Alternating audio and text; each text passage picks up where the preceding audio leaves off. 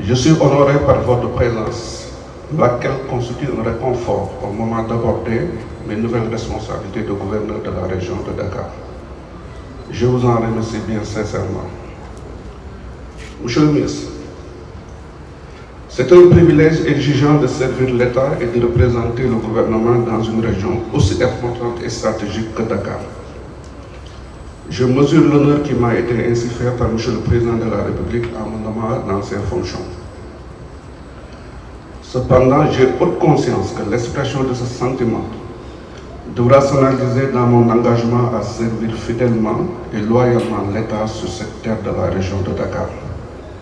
En effet, persuadé que le titre et le rang ne confèrent ni privilèges ni pouvoir, mais qui nous imposent des responsabilités, je voudrais donc, en ce moment solennel de passation de sage, vous dire très rapidement l'état d'esprit qui est le mien pour aborder ma mission dans la région de Dakar.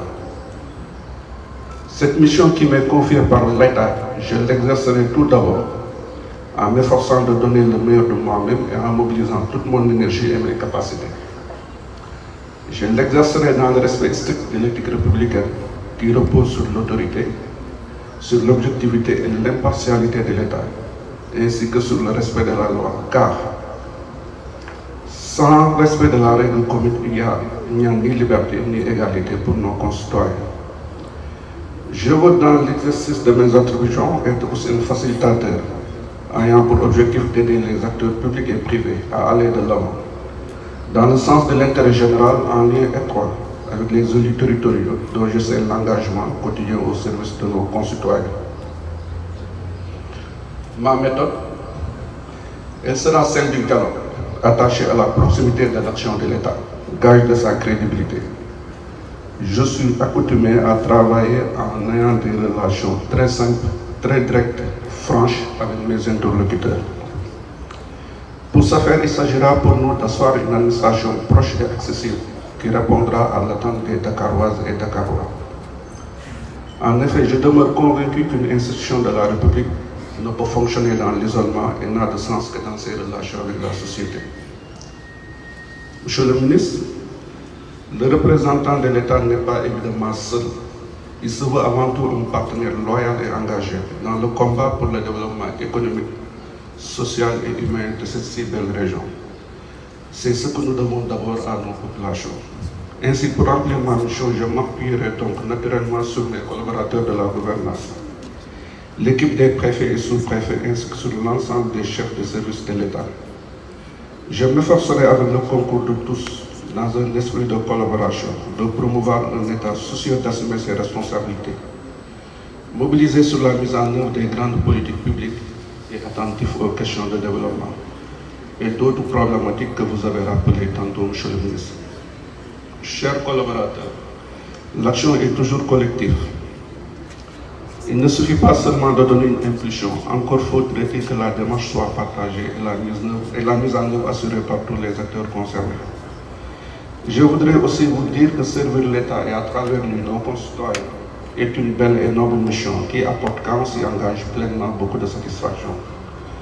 Je travaillerai également en étroite collaboration avec les élus, tous les élus, particulièrement les élus territoriaux, eux qui incarnent la proximité à réponse aux nombreuses attentes de nos concitoyens.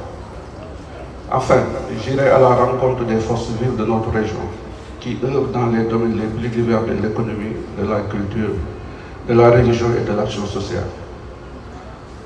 Pour ainsi dire, quelles que soient les responsabilités que vous assumez et les institutions que vous représentez, je mettrai en avant, en toute circonstance, ce qui nous ressemble, c'est-à-dire l'attachement aux valeurs de la République, le souci constant de l'intérêt général et l'amour de la patrie.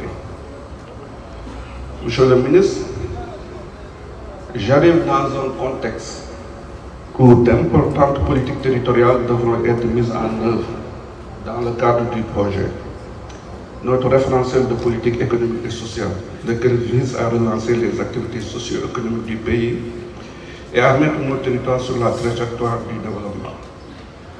La région de Dakar devra forcément en tirer bénéfice, d'autant plus que le cadre géophysique et le cadre administratif ont tellement valorisé la région au point qu'elle concentre l'essentiel du tissu industriel des administrations de la République, mais également c'est la région la plus peuplée malgré sa faible superficie. Cette forte concentration n'est pas sans conséquence sur les différents secteurs d'activité. En effet, le transport, l'assainissement, la santé, l'éducation, l'hydraulique, les inondations, d'autres problématiques que vous avez rappelées, constituent autant de secteurs qui souffrent de la pression démographique et par conséquent offrent difficilement des services de qualité.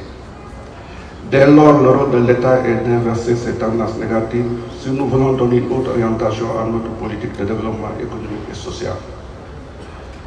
C'est pourquoi, bien plus que les quelques charmes de la fonction, je mesure l'étendue des attributions, des charges et responsabilités qui pèsent sur nous dans la direction de l'action publique et la mise en œuvre dans le ressort territorial de Dakar de toutes les politiques définies par les pouvoirs publics au sens élevé du terme. La tâche paraît certes énorme, mais le défi est exaltant et ma détermination est sans faille. Dakar, véritable creuset spirituel, il reste évident que l'appui et les prières ardentes des guides religieux dont regorge la région vous seront aussi d'un apport inestimable.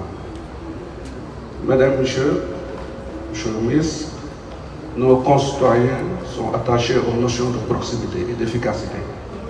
Et c'est pour eux que nous travaillons tous. Ces aspirations ne sont pas contradictoires.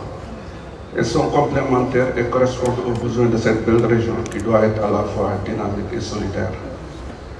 Que le très miséricordieux nous accorde le succès dans la noble et exaltante mission qui est désormais nôtre. Je vous remercie de votre